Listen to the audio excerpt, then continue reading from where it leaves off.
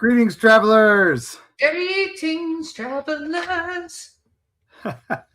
I see you are happy birthday, Mr. President. I like that. Yeah, well, I was trying to find something majorly appropriate, not because it's our actual president's birthday, but I felt very Marilyn Monroe-y vibes as we walked into this particular show. Yeah, it's 4th of July. We're coming up on the 250th anniversary of America. And so it's pretty cool. I mean, we all get drunk. We all shoot fireworks, high explosives. You get drunk? No, I don't, but everybody else does. I watch everybody do this. I was like, you don't get drunk, but I do know your resident ghost is back. Yeah, that was a new thing. We haven't seen him in a long while, but I always think it's cliche that the ghost hunters move into their house and suddenly they have a ghost, so they never have to leave their house for their internet content videos. But then it happened to me. We've got a weird thing. Books randomly move from my carefully collated bookshelves. Well, you know me. I'm a book hoarder, and so they're just piled in random piles. But occasionally, they're also like 3 rows deep. Yeah, and they occasionally wind up in front of Carrie's art room doorway. No idea why. And I think it's hysterical because I recall you were like, "Yeah, no, we solved this problem," and then you came home from this last trip, and the ghost was like, "No, you didn't." Yeah. Well, we had Val tell us, our good friend of the podcast, Val told us that he was wanting a specific book in her dream. So we bought it and then it stopped. It did work for a little while, but I guess we just have one. It's just a fluke. It's not a pattern yet. And again, preternatural. I'm not saying it's a ghost. I'm just saying it's something we don't understand. So yes, could be true. A very talented. We have to put a camera on it though. And what happens is 1 second, there's no book. The next second, there is a book. It's not like you see the book move into the thing and be set down. It goes, no book, book. So it's bizarre. I actually realized that we do have some breaking news today. We have breaking news. So our friend of the podcast, Paige Lavoie, I know. Did we almost forget this? Paige Lavoie has a new book out. She wrote the I'm in Love with Mothman series, which everybody loves. Mothman, you can't keep them in stock when we're at the Mothman Festival.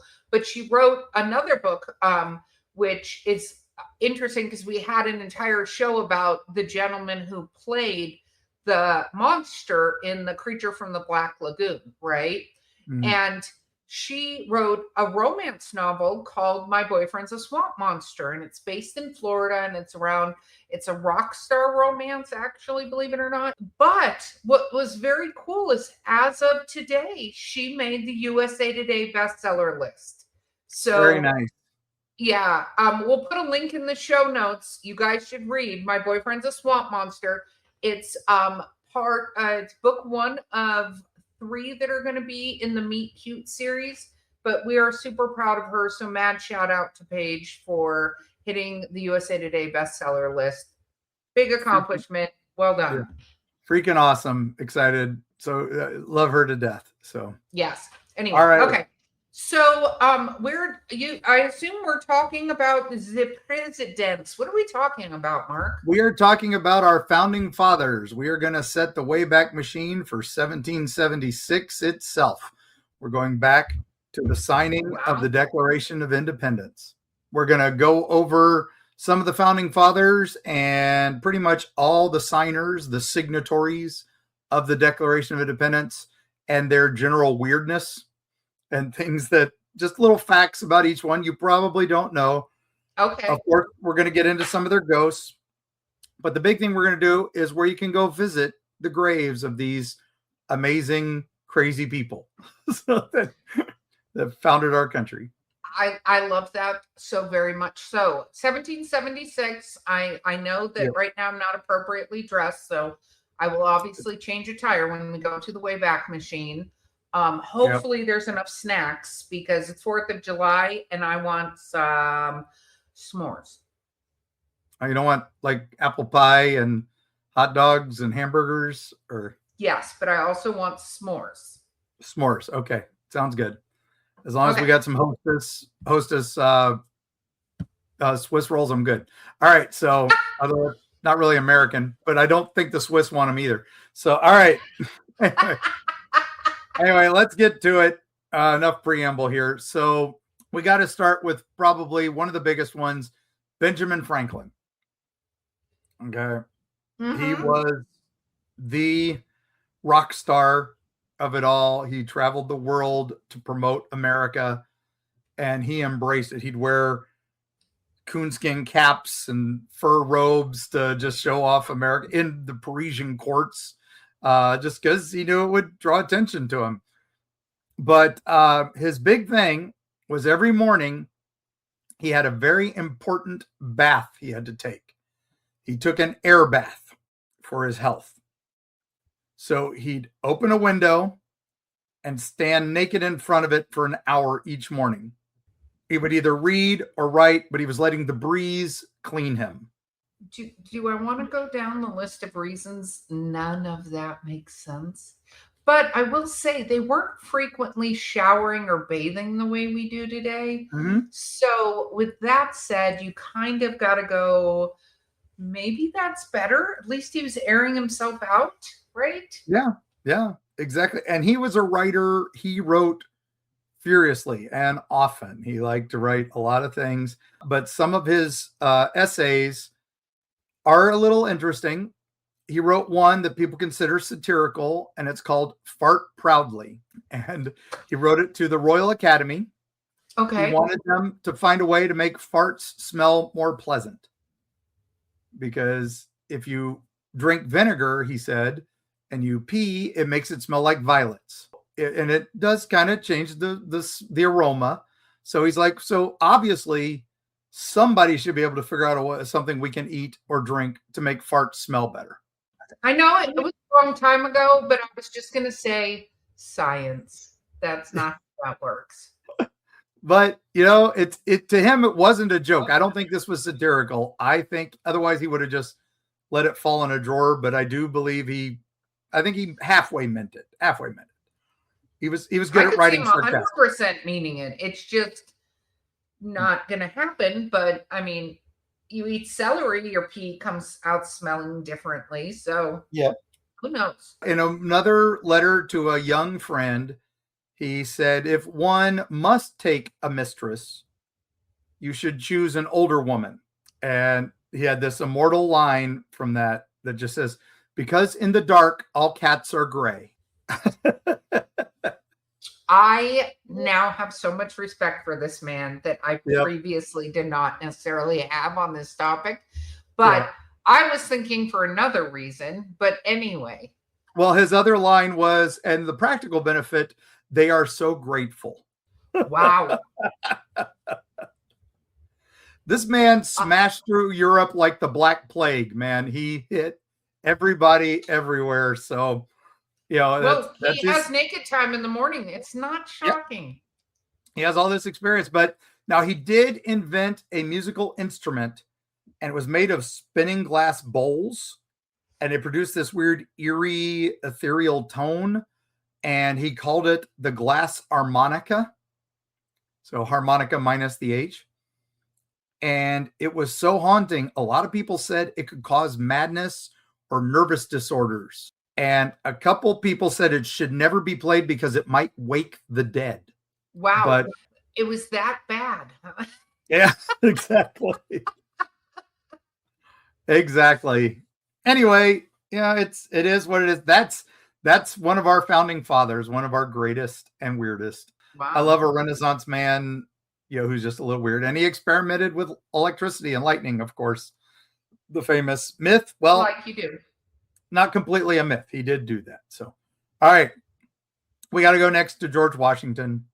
Okay. Our first president. Now, the big myth about him was his wooden teeth, right? Everybody knows that story. He did have dentures, but they were not wooden. Okay. I can't even imagine having wood in your mouth like that. Well, it's a little unsettling, and a lot of people are like, oh, it was 100% human teeth. Well, there were some, but his teeth were like this cocktail of hippopotamus ivory, walrus tusk, and some real human teeth. And sadly, they were probably purchased from his own enslaved workers. He probably gave them funds. It looks like he did, because we have some bills of sale for them.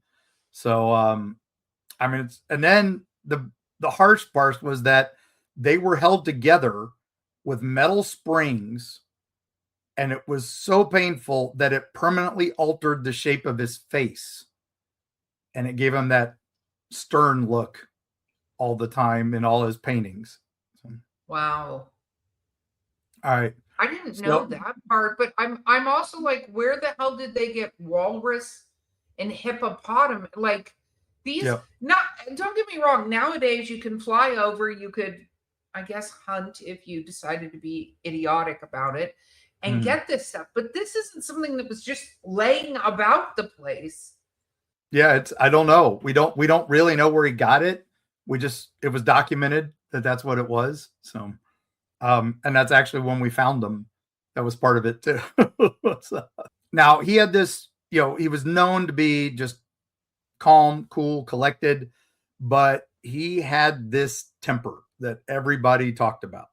It was, the anger of a calm man, right? So at the Battle of Monmouth, this General Charles Lee botched a retreat, and Washington, quote, erupted with a fury so volcanic, one soldier reported, till the leaves shook on the trees, and Lee turned as pale as a ghost. So our stoic General George Washington, yeah, he had a bit of a fire streak in him. Of course, he was a general. Now, his death, he was terrified of being buried alive. He was not doing well. He was very sick for a long while. And on his deathbed, he made those around him promise to don't put his body in the family crypt for at least 3 days after he died. He wanted everybody to make sure he was completely gone and didn't come back. So, well, we know that they started tying bells to, what is it, the toes of people? Like, so that, toes or fingers or something, so that when they did bury them alive, because that happened, right, they would be notified that, oh, wait a minute, you buried them alive. You need to get them out. Yeah. So, and that's where we get the term dead ringer from, ringing that bell. Wow. Supposedly, that's also where we get the term saved by the bell, because the bell would save your life. Oh my gosh. Yeah. No, and then last but not least, the guys who sat in the graveyard all night listening for bells, they were paid to do that. It's the term graveyard shift. So, wow.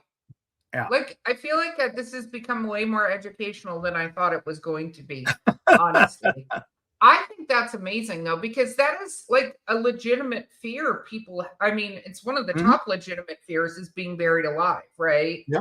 Yeah. So, and especially happened a lot back then, so we discussed quite a few that were brought back and then passed away.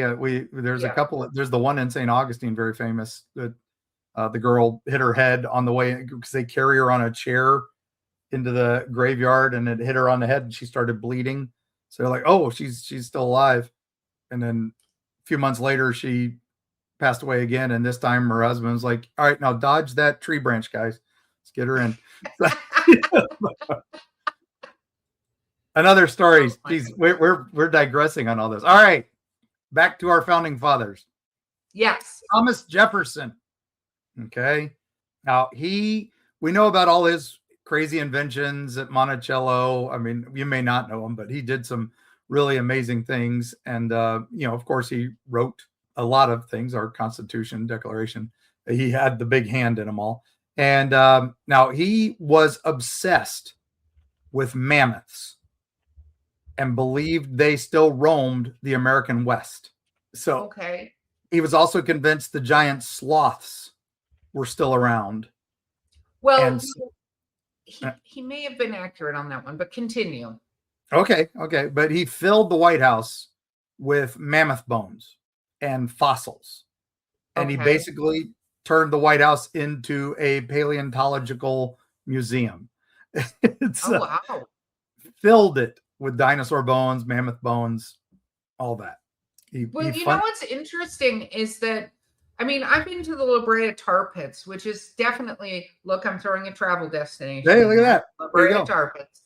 One of the things that you discover when you go to the La Brea Tar Pits, they have an entire, like, I mean, it was an archaeological dig because it's Mhm. literally tar pits. It's Yeah. pits still of active, bubbling, molten tar, right? Yeah. And it smells terrible, by the way. I forgot how bad it smelled until I Oh went yeah. there again. It's an adult.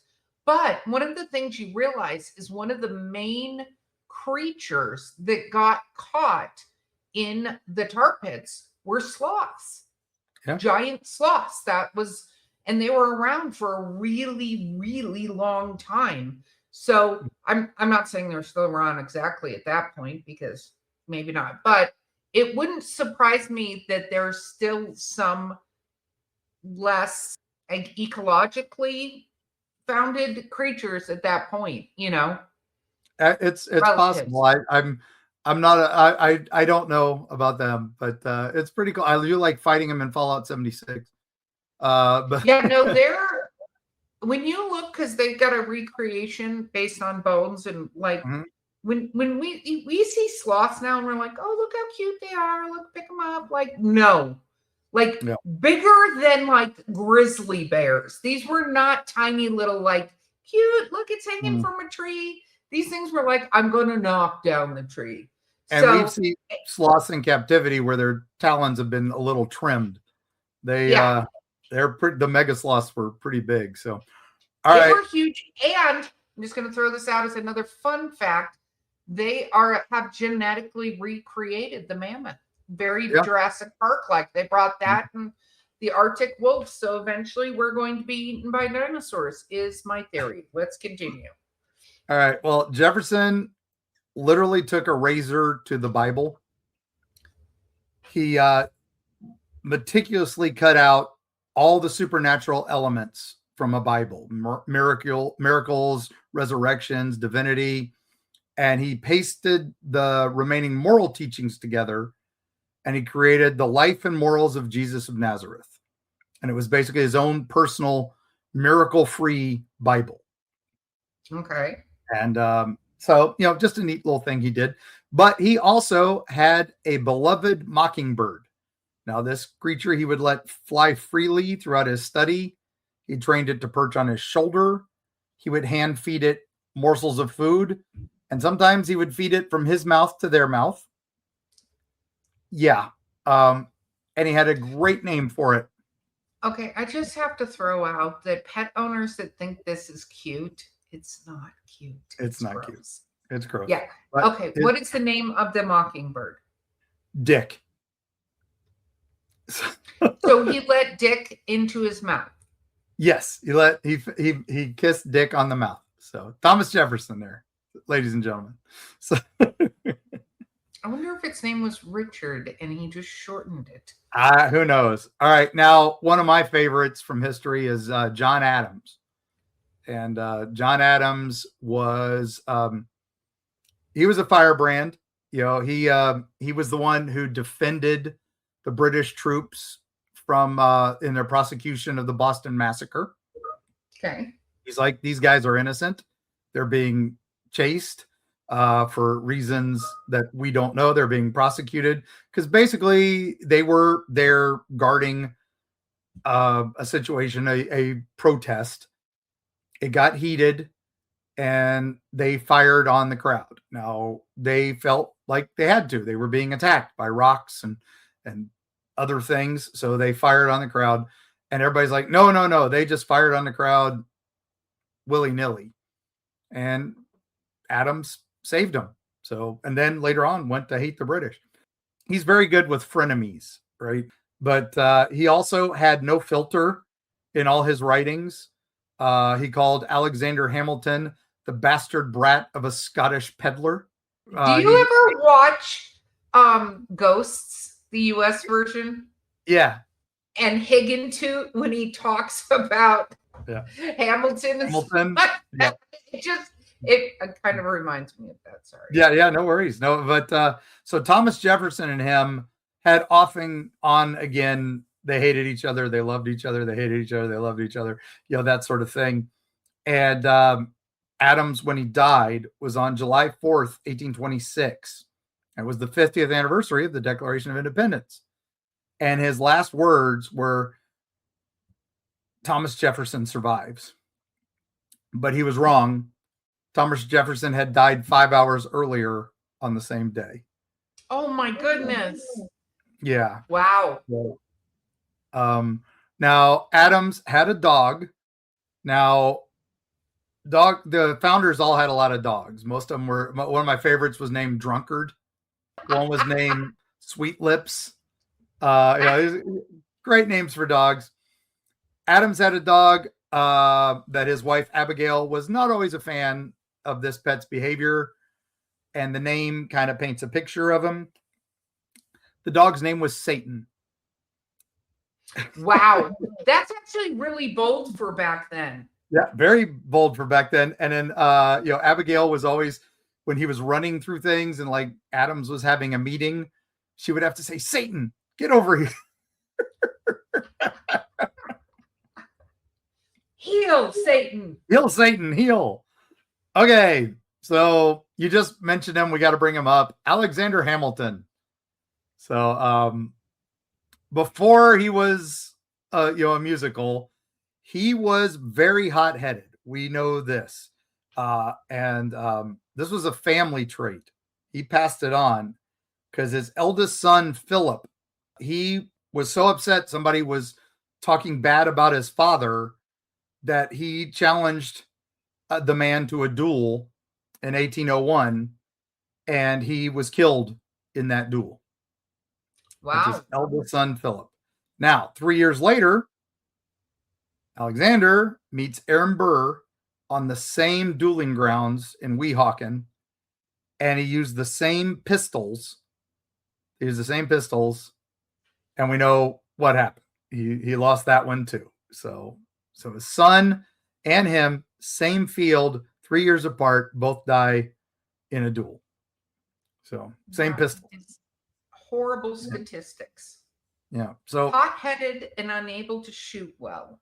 Yes, exactly. You think you'd change the guns at least or something, but so he got involved in this big political scandal. This was, one of the big things in the musical and the book that it's based on did really well. Was he was basically financial corruption was the charge, and to prove that he didn't do it, to clear his name from that, because he didn't want all the other stuff he had done for the government and the National Treasury and all that. So he published a 95-page pamphlet in excruciating detail to his extramarital affair with Maria Reynolds. So, wow. Yeah, he publicly chose to destroy his own reputation as a husband to save his reputation as a statesman. And that's like political cell phone, right? I did this. I'm sorry. I don't think we ever had anybody else do something like that ever. So, really? Yeah. Right. I mean, everybody else is, I did not do that. I am not a crook. I did not have sex with that woman. I don't know. I mean, Clinton did to he things. Didn't say, he said he didn't. Remember, I did not have sexual relations with that woman. So, if he had just said, hey, I'm sorry, my bad, maybe he would have had a musical about him a little bit later. Well, he's got to die first. I mean, yeah, that's true. That's true too. Okay. All right. We got a big one here. This one, men, you might want to skip ahead to the break because this one's pretty bad. Gouverneur Morris, he had a wooden leg. He was one of our signers with a peg leg. And he wrote the preamble to the Constitution. So, pretty good guy. The story was he used to tell everybody that he was such a notorious womanizer that he had jumped from a married woman's balcony to escape the husband and shattered his leg in the fall. That was not true. He lost it in a carriage accident, but he never let the legend die. He let it go forth. But now his death, he was suffering from a very severe urinary tract blockage. Yeah. And he decided to cure himself. And he found a piece of whalebone and decided to jam it into his urethra. So why would he think that would be a good idea? Will cure the blockage, whatever's in there that's hurting him so bad. You mean the prostate swollen? Yeah, maybe, but he didn't know. And the resulting infection from that, he lived from that, but the resulting infection, and he had done some internal damage, of course, that killed him. So he died very quickly. He died from sticking a whalebone in his penis. Yes. So, as you do. I think that should have been on his tombstone. Death by whalebone. It's definitely not something commonly told about our founding fathers. So, no, I had no idea.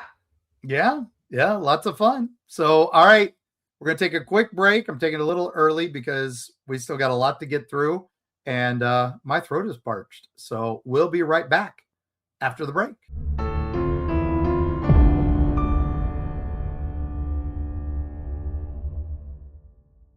Prepare to be devoured. The Wolves of Wharton is a 6-part complete book series by Eerie Travels producer Bo Lake. It has been called dark and visceral, steamy, dramatic, and a fresh take on the werewolf mythos. If you like action, adventure, a large serving of body horror, and some steamy relations, the Wolves of Wharton series is for you. Pick it up wherever books are sold or at linktree.com/Bo__Lake.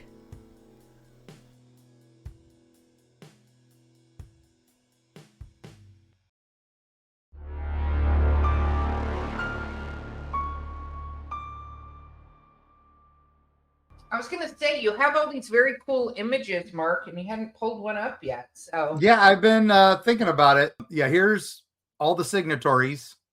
Okay. You'll note George Washington not on there because he wasn't a member of Congress yet. Although he was one of the first to read it and pronounce it for his troops. And then there's a picture. John Hancock, the most perfectly legible. I mean, yeah. I feel he was perfect at doing his, and everybody else was like drunk. I don't know. Well, we'll talk about him in a minute. There's the famous painting of it, and then of course there they all are as signatories of the document. We'll get back to all that. So okay, all right. So now we're going to talk about, before we get to John Hancock, we'll talk about Thomas Paine. Mm-hmm. He was also not a signatory, but he was the author of Common Sense, which was used for a lot of our founding materials.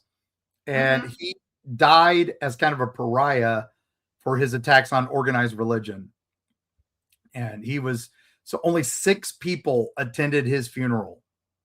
So years later, one of his fans, this admirer, William Cobbett, dug up his remains and shipped them to England, planning this grand monument.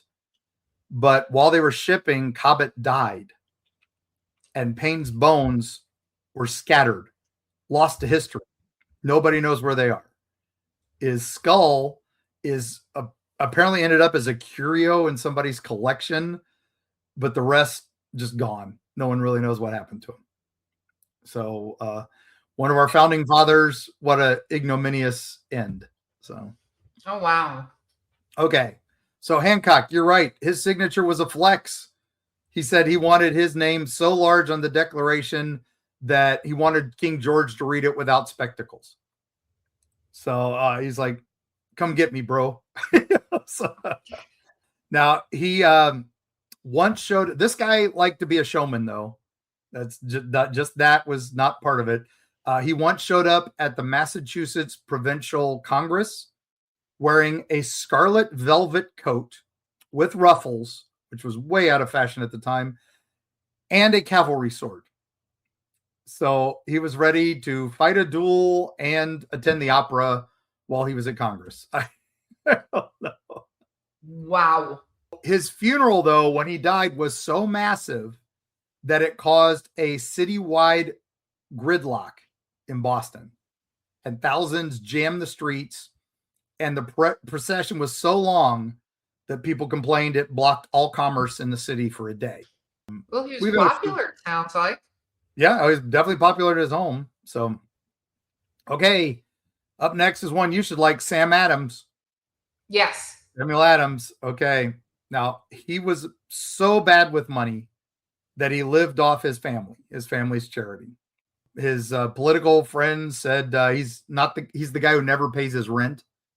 Okay. And also that now he was one that also during the Boston Massacre said all the soldiers should be acquitted. And he was just like, save them. It was not real. This was not a big thing. Now, despite his famous beer brand, he was not a brewer. But he did inherit a malt house. So he was the guy who got the malt for beer. Oh. And he sold a lot of malt and more malt, and more malt, and more malt. So he didn't, it's like the guy who sells the wheat versus the guy who bakes the bread. He sold the malt. He didn't make the beer. So, but he did get a reputation associated with beer. Now, he held all of his meetings to promote the rebellion and help with the rebellion in taverns because he knew all the tavern owners. That's where he could have the gatherings. So I love that. Yeah. And so there you go. He also apparently dressed really poorly all the time. So people would talk about him like that. But, whatever. Good guy. Sam Adams, he was. Sounds like a very relaxed dude. Yep. Okay. So here's another one. Elbridge Gerry. I don't even know that name. I probably should, but I don't know that name.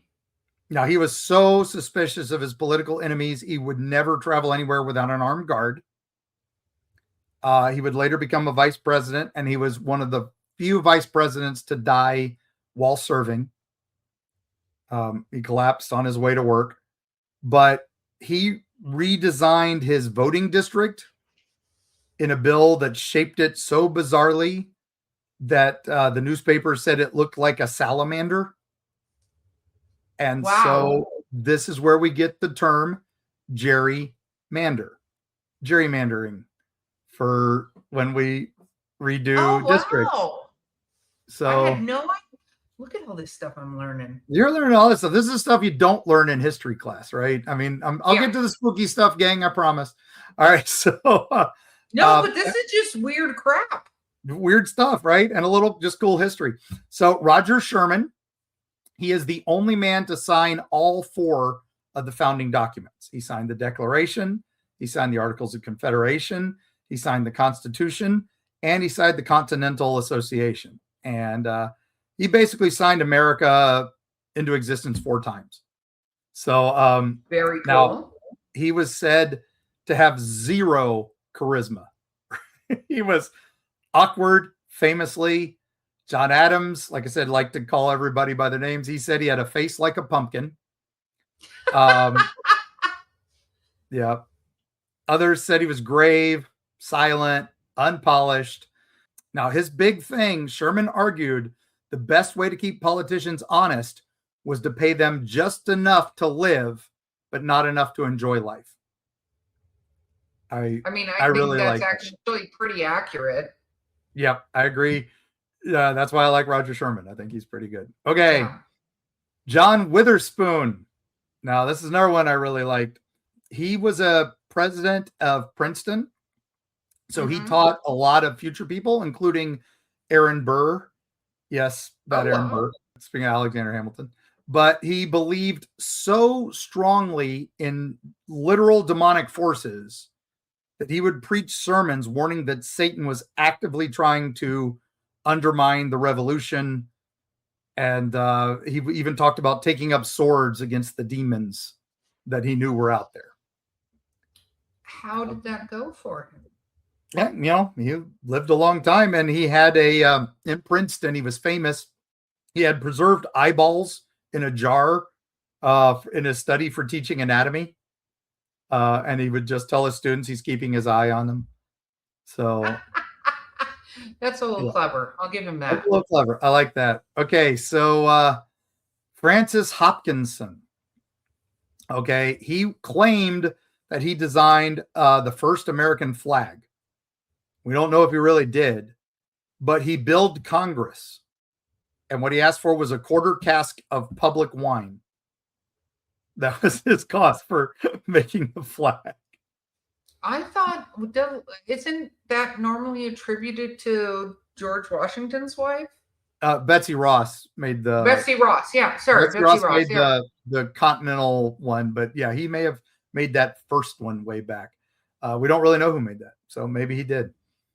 He was famous. He was like the Weird Al, the political Weird Al of his day. He wrote satirical songs, usually mocking British officials. And he wrote one about a naval officer whose ship sank because he was too drunk to command it. So, yeah, it's a pretty good song. So now he also loved practical jokes. He would rig chairs to collapse in Congress when people would sit down on them. He would also write fake love letters to other members of Congress from secret admirers and stuff just to fluster them. I enjoy this about him very much. Yeah, it's just a hoot, man. That's the kind of guys I like. He would have been fun to hang out with. Yeah. Yes. No, that's I would. Anybody who requests wine as payment, I am 1,000% on board with. Okay, so now we're up to Button Gwinnett. Now, his signature is so rare, it is usually worth more than George Washington, Ben Franklin, everybody, because he didn't sign many things. People pay hundreds of thousands of dollars for his signature on anything. And he died early because he died in a duel with another political rival, a guy named Lachlan McIntosh. And they hated each other so much, it's well documented. It was going to happen. So when it did, nobody was surprised. Now, the big thing, Button, his name was Button Gwinnett, was not a nickname. That was actually his name. We don't know why. But just, he's sometimes referred... An adorable, cute name. Yeah. He's probably cute as a button. There you go. And he was also called the Ghost of Georgia because he was just never seen. He never did much. He didn't speak much and all that. So, okay, now the last signer that was still standing, this is the man who outlived everybody. He didn't die till 1832. It was named Charles Carroll of Carrollton. That's his big claim to fame. He outlived everybody. But he was the guy who signed it, Charles Carroll of Carrollton. He's the only one who put of something in his signature. He wanted people to know which Charles Carroll he was because apparently that was a very, very common name. So. Wow. Okay. And since he outlived all the others by decades, they called him the Immortal Carroll. So as they should. Okay. So now we've got one of the forgotten founding fathers. He wasn't a signatory, but very important. His name was Robert R. Livingston, and he didn't sign it, but he drafted it. He helped write it, but then he left before signing it. Now, he was also fascinated by electricity like Ben Franklin.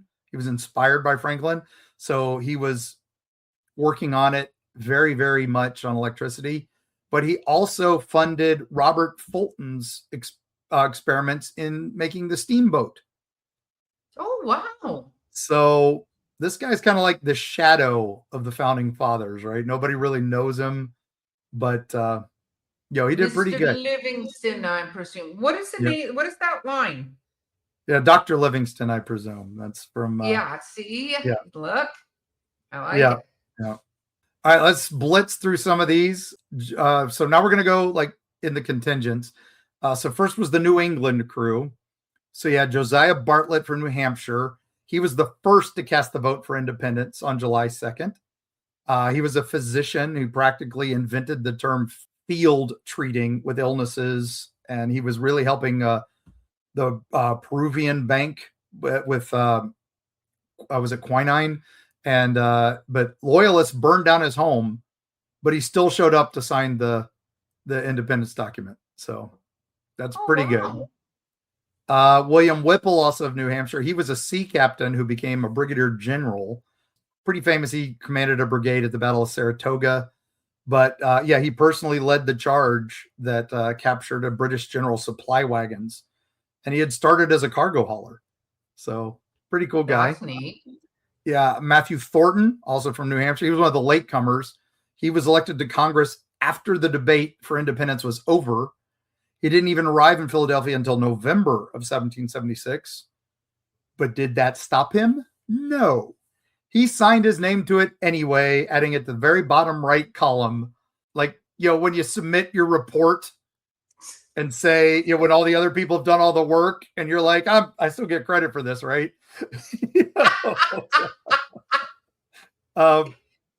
Okay, Robert Treat Paine of Massachusetts. He was a minister, but supposed to be, and then he became a lawyer. And he was the prosecutor of the Boston Massacre trial. He was up against John Adams and Thomas Paine defending him. So he was prosecuting them. But he also, the famous thing was he actually got his name confused with Thomas Paine so much. That was probably his most famous thing. So he hated that. So Oliver Walcott from Connecticut, he was so sick during the summer of 1776, he couldn't make it to the signing. So he signed months later. When he wasn't bedridden, he was a general in the militia, and he led troops at the defense of New York City. William Williams of Connecticut also arrived too late to vote, but he still signed the formal copy. He was a merchant in town, and then he replaced Oliver Walcott when Walcott got sick. So he was like the substitute teacher for the Continental Congress, kind of, I guess, if we're going to keep doing those. Okay, so now we're going to the middle colonies. So New York, right? William Floyd, he turned his Long Island home into a stable for British horses. But then he had to flee with his family when his property was completely destroyed. And that's when he signed the Declaration, because he knew he was going to be a target. And he's like, F it, I'm going to do this. Francis Lewis from New York, he was the British. Yeah, they weren't just content with destroying his party. They went after his family. They captured his wife. They captured his wife, imprisoned her. His home was looted. His wife was just held in prison. And he signed the documents saying, you know what? They're already hitting me. They can retaliate more. And they did. I love that. Lewis Morris, he had to wait for approval from New York's provincial assembly before he could sign. And his half brother warned him of the consequences. And he is the big famous quote, "Damn the consequences." And I love that. When the British came, they burned his estate. So, and Philip Livingston was known as the Prince of New York because he had his wealth, he had status, he had everything. And he was the powerful Livingston family was huge. And he put his entire fortune and social standing on the line, signed it anyway. So amazing guy. Very cool. New Jersey, Richard Stockton. He was the first person from New Jersey to sign, but he paid a cost for that. He was captured by the British, thrown in a very brutal prison, and treated so harshly that his health was permanently destroyed. He was the only signer to recant his support for independence to secure his release.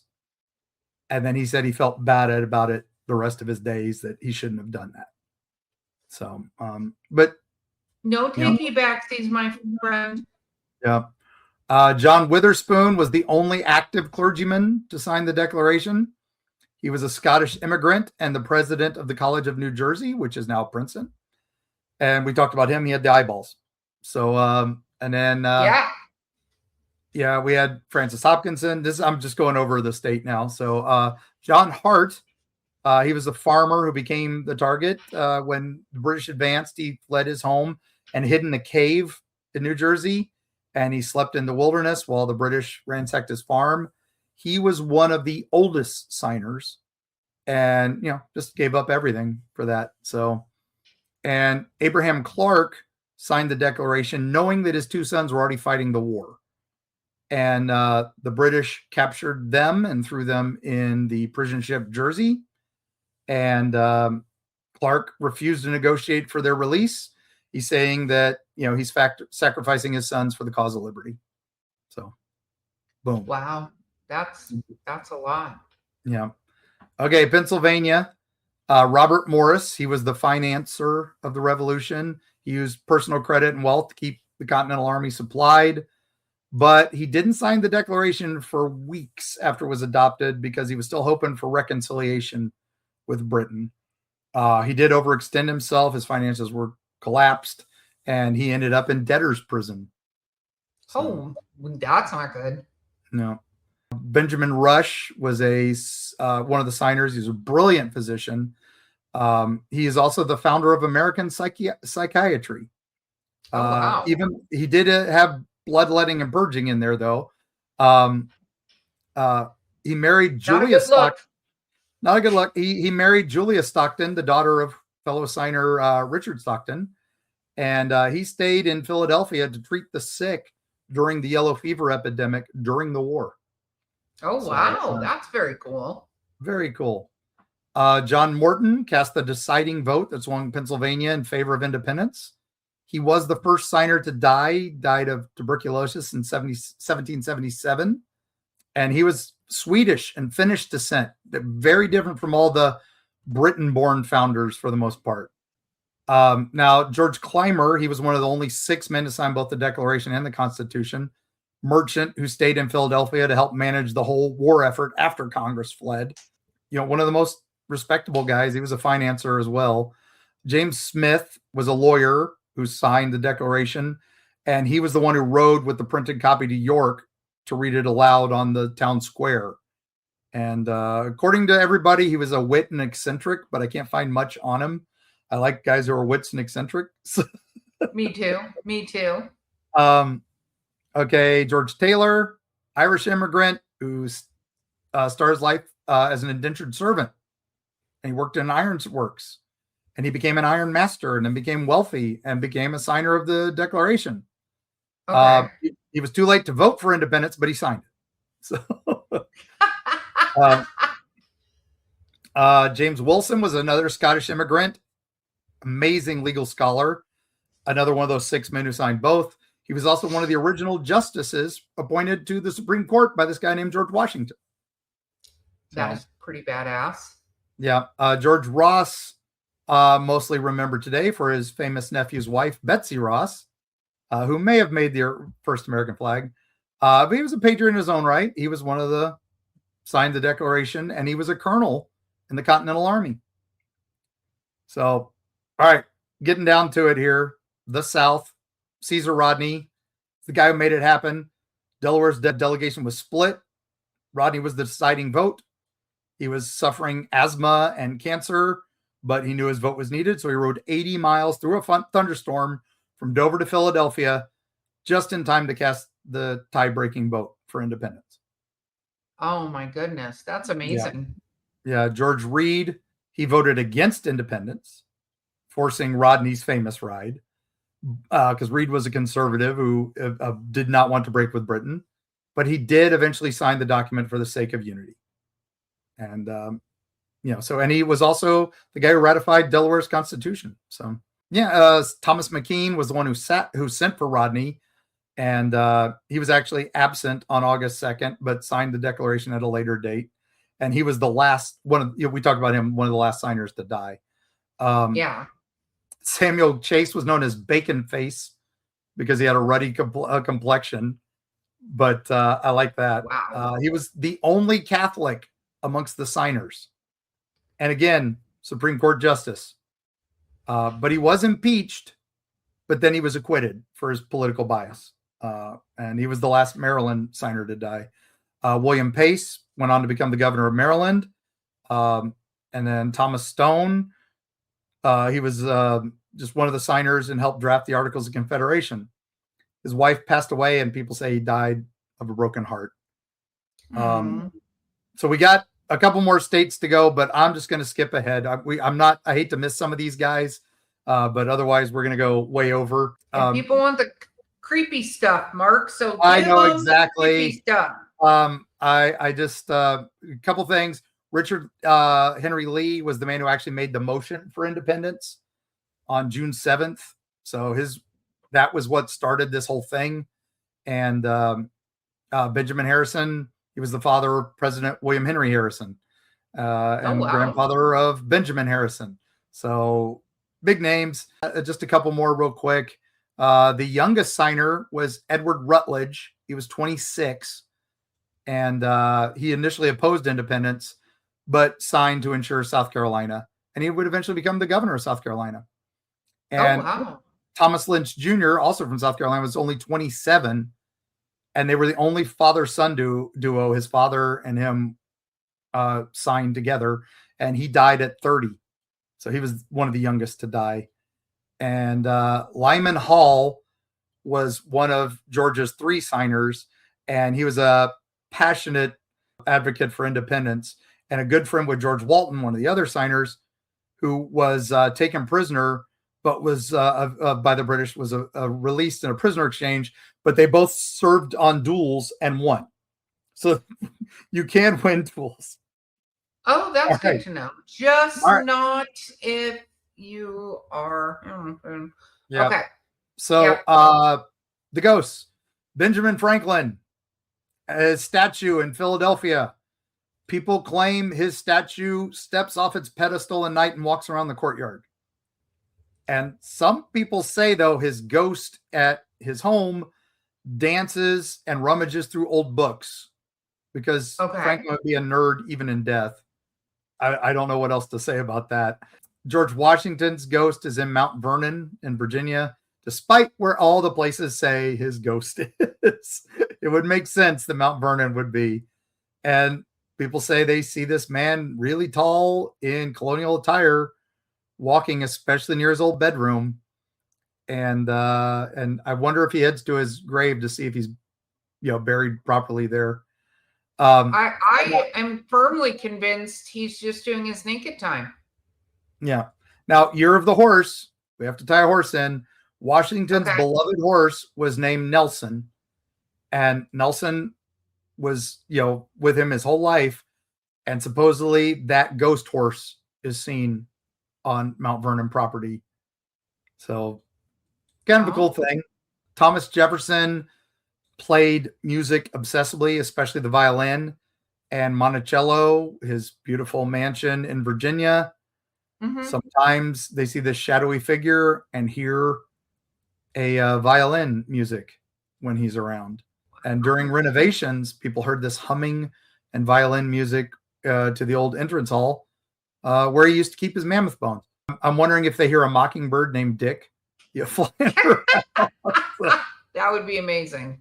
Yeah, John Adams is supposedly in Peacefield in Quincy, Massachusetts, where he's seen just walking around. And again, I would love to hope his dog Satan is hanging around and growling at people. That would be great.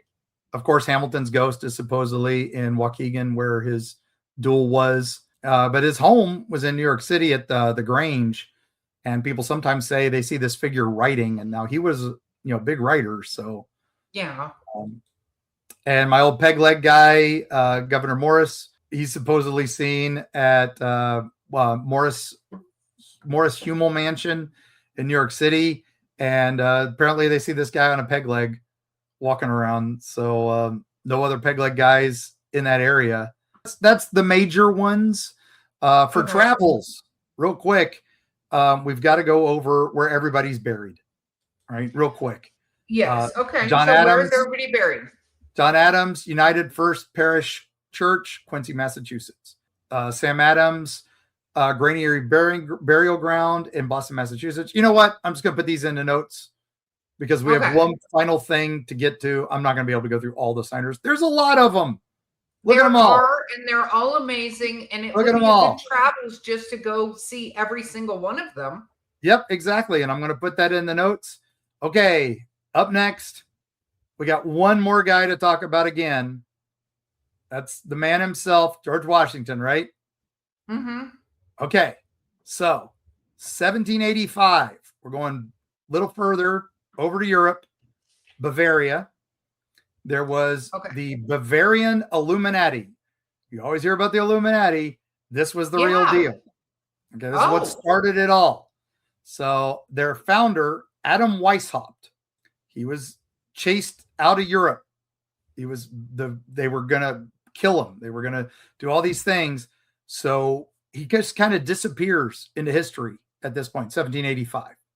Okay. The theory goes that he didn't disappear. He fled and he crossed the ocean and he came to America. Now, once he arrived, he didn't just infiltrate America, right? He's like, I'm not going to do this. I'm going to the top. So supposedly he murdered George Washington and took his place. And here's Adam Weishaupt coming. Hold on. Wow. Wait. There's Adam Weishaupt. Okay. Okay. And he has that jaw and the hair. And then George Washington. So the later George Washington pictures, they say, oh, it's because of his teeth, why his jaw is a little more pronounced in those later pictures. Some people say it's because Adam Weishaupt. Now, he was the founding father of the Illuminati. Now, he's also maybe the founding father of U.S. Okay, so quick evidence here. We've got some evidence about the Illuminati taking over America. So first, the all-seeing eye, right? The floating eye inside the glowing triangle, perched above the unfinished pyramid. And it was divine providence, but it's also the Illuminati logo. So that's true. Yeah. Weishaupt used it for surveillance, enlightenment, and control. And America doesn't have pyramids. So we don't have pharaohs. But the Illuminati and the Freemasons, they adore Egypt. They worship geometry. They believed ancient artifacts encode cosmic truths. So New American Republic, ruled by Weishaupt, would he stamp a giant mystical triangle on our currency? Then there's the Latin mottos, Annuit Capitis and Novus Ordo Sectorum.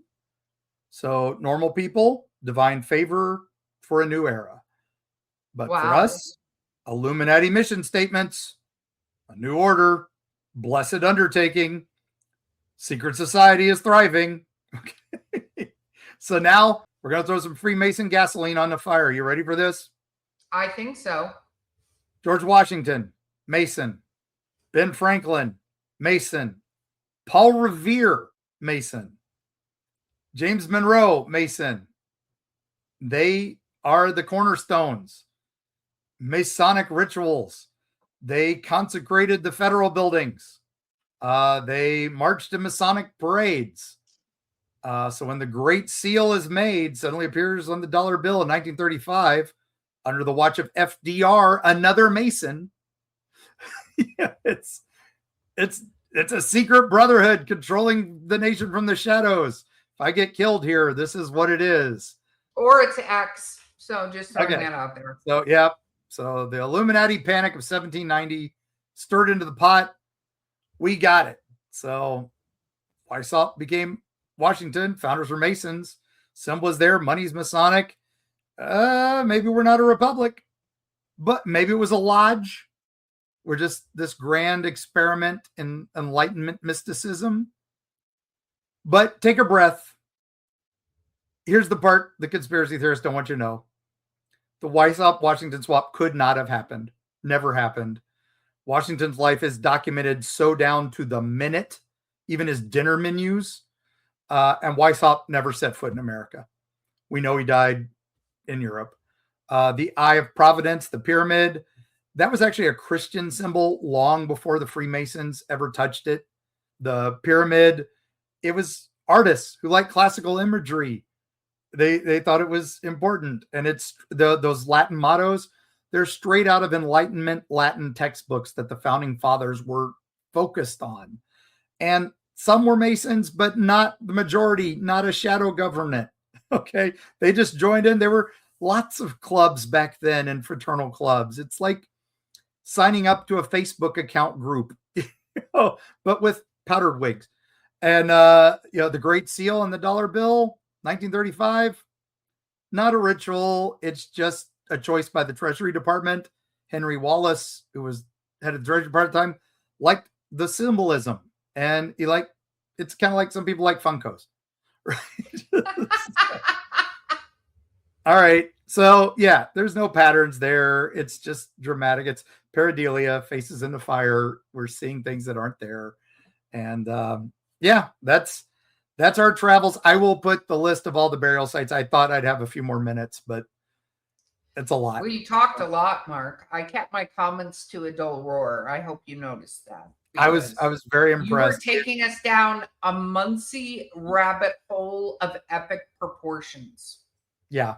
I couldn't help it. There's so much to talk about when I got into this, and I'm like, oh, I'll just do the ghosts. And then I'm like, oh, but they're so cool. I got to talk a little bit about this. I got to talk about that. And then next thing you know, I'm 30 pages deep. I'm like, oh, this is my next book. I was going to say, oh, speaking of the book, that should be to our final editor here soon. Yeah, probably end of the week. Definitely end of next week. So it's exciting. Oh my gosh. Check out EerieTravels.com for when the pre-orders are up. Trust us, it's coming. So oh yes, absolutely. And because we love our travelers, we are going to have these books at all of the events coming up soon in advance of their published date. So it's a lot coming. It's a lot coming, gang. Yes. So man, it's a lot of fun looking into this. I really enjoyed the Civil War stuff last week. I hope you're all enjoying this historical jaunts. I promise next one will be a lot more ghosts. I promise. Well, I think we're due a listener tale soon too. So that too. That's definitely coming. And we've got, because you guys are sending them in, keep sending them. Mark at EerieTravels.com, info at EerieTravels.com, or go to EerieTravels.com and submit through the website. We like them all. So we read them all. So we appreciate that. And Erica, any last words before we wrap it up? I just want to say I learned a ton of crap that I didn't know. And now my trivia database has expanded. So I cannot wait to be asked questions around whale bones. Whale bones. Yes. And a mockingbird named Dick. Yeah. All right. So gang, thank you so much. As always, thanks to our patrons. We love y'all. Throw a buck in the well, and we appreciate it, every one of you, and prizes if you put in more. So the links in the show notes. And when you're out traveling those wonderful streets of Williamsburg and you're having your backyard barbecue and you're watching the fireworks, remember this country was founded by a bunch of crazy men with really bad habits that are just as messed up and freaky as we are. From farting proudly and standing naked in the windows to putting whale bones in places you shouldn't and fighting duels with people you shouldn't and just signing a bunch of papers when you were there or when you weren't, but it just meant that much to you. And happy birthday, America. We'll see you on the other side.